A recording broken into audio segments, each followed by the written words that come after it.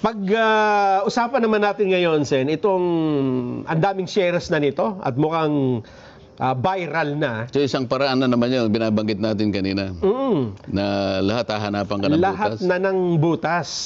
Kasi nga, inisa-isa natin mula kay Gutesa, sa Tiscaya, hanggang sa kasalukuyan, may bagong inilalabas yung ipinasa ninyo na SALN at yung comparison sa SOSE. Ang sabi nila ay paano nagkaroon ng expenditure na ganito kataas, gayong ang kanyang asset ay mas maliit. Sen, paano bang nangyari? Parang nakita ko rin sa social media. Alam mo, ang nangyari, kaya pala masyadong masigasig yung bilyonaryo. Meron silang reporter, siguro ang tawag doon. Ano? Aha. Nagte-text sa akin kung pwedeng ma-interview nga, tukol nga sa SALN, ganito, nakita po namin yung SOSE. Gusto ko sana Ang problema, pinilit kong pumunta doon sa hearing namin sa Energy. May hearing. Importante sa akin yun. Pagkatapos, very persistent siya So sir, sabi niya, maski ilang pangungusap lang, kasi po, i-air po namin ito tonight para naman marinig ang panig nyo. So, hindi naman ako makalabas ng ganun kagad, ano? So, hindi ako nakasagot. Yes. Total, maaring siguro matake up naman natin sa araw na ito. Pinili ko na lang na sa araw na ito siguro sagutin na lang natin. Ano? So, paano mangyayari na napakalaki ng ginastos niya, wala naman siyang contribution na nakalagay. Yes, opo. Sa contribution, sabi niya zero. Zero. Okay.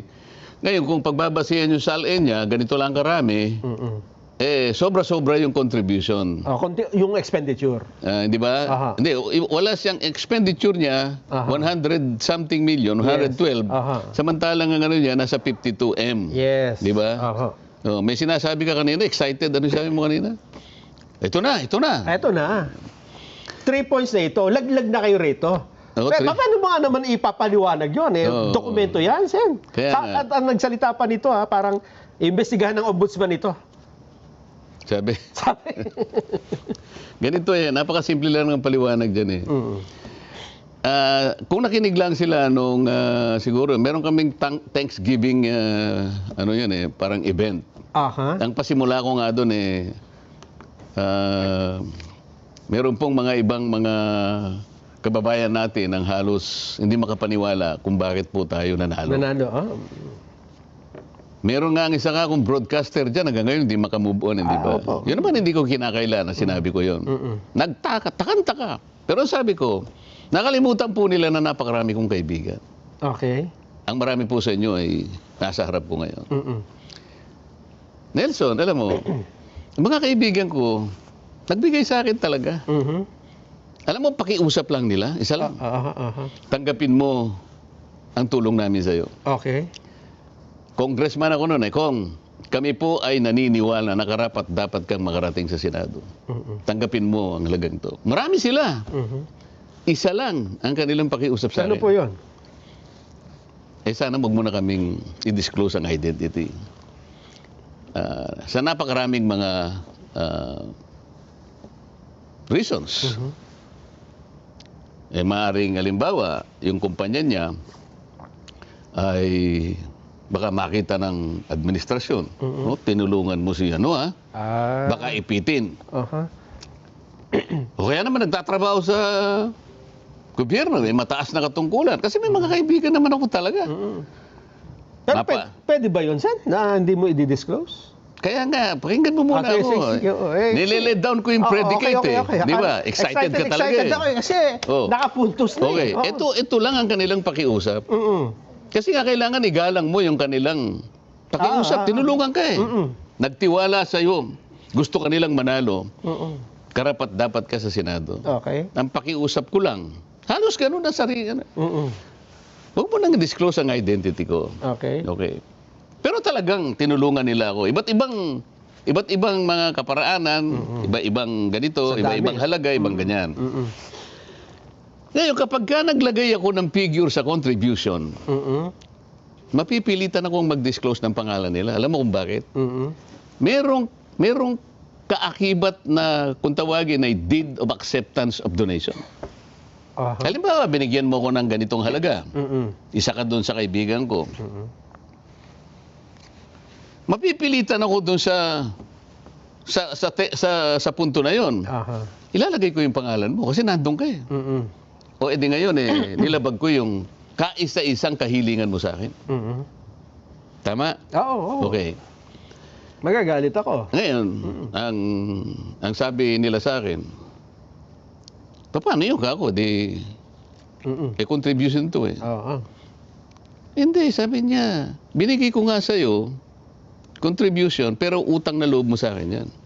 Ituring mo na lang na utang, sabi niya, di ba? Loan. Hindi, utang lang. Basta utang na hindi babaya. Utang na loob eh. Ngayon, dahil sa hindi ko pwedeng isiwalat ang kanilang identity, kaya sinabi ko, zero in contribution. Na mapipilitan ako ngayon na gawing zero yun. Dahil kapag hindi ko nilagay, pag nilagyan ko ng amount yun, mapipilitan ko isa-isa kayong i-disclose ko ang inyong identity.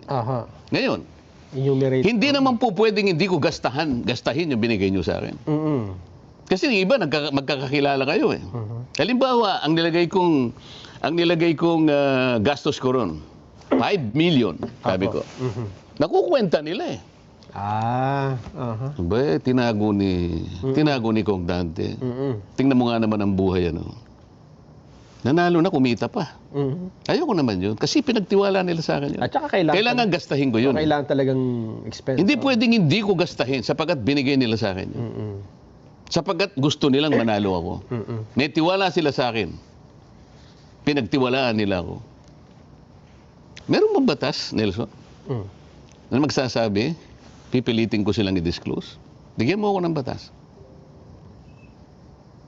Ayaw mong sumagot. Yung pagpapail ng SOSE, Sen. Kailangan ilagay mo doon kung may contribution ka o wala. Pinapanatili nga nilang huwag mabunyag ang identity. Yun ang pinanindigan ko. So kapag ka naglagay ako doon ng amount, mabubulgar ang identity. Ang tinatanong ko sa iyo, meron bang batas na nagsasabi na sa pilitang i-identify mo sila? Meron. Para sabihin mo kung sino yung... Hindi nga, merong batas. Hindi ko alam eh. Hindi ko alam siya eh. Kung meron o wala. Yan. Hindi maghanap sila.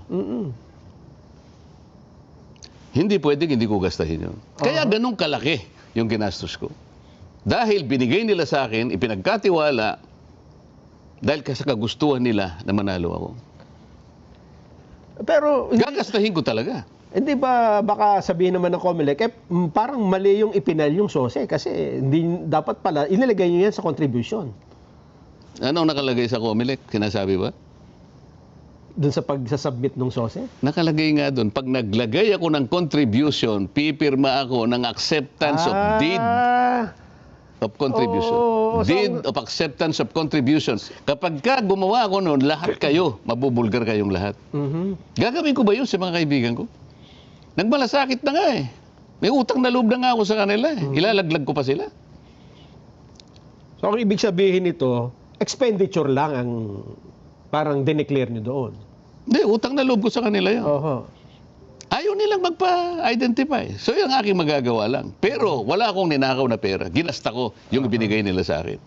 Yung paliwanag, kung hindi nila maintindihan yun, bakit ang dami niyang ginasta samantalang ang kanyang net worth, ito lang. Yun po yung paliwanag. Napakasimple. Tama? Ay pa, bakit kinakailangang, sa iba't ibang mga reasons, halimbawa, yung asawa niya, masyadong matipid halimbawa. Halimbawa ikaw ang gagamitin ko. Nelson, ba't di mo man lang sinabi sa akin, nag-contribute ka pala ron. Gusto mo mag-away pa sila? May mga ganong may mga ganong katwiran eh. Kaya iginalang ko lahat ang kapasyahan na yon. Yung kanilang kagustuhan na itago na lang ang kanilang identity. Kaya tinatanong ko, ano nilabag kong batas doon? Meron bang batas na kinakailangang pilitin mo sila na ilitaw ang kanilang mga identities? O yan. Siguro napakalinaw naman ang paliwanag. Ano kaya ang maghanap na naman sila, di ba? Ang sinasabi mo nga, hindi titigil yung mga yan. Mukhang lahat na lang halos. Siguro. Ngayon, mapapansin ng mga kababayan natin. Ano ba ang motivation nila? Lahat hahanapin. O ako kaya lang bang tinarget? Yung mga kasama ko, hindi.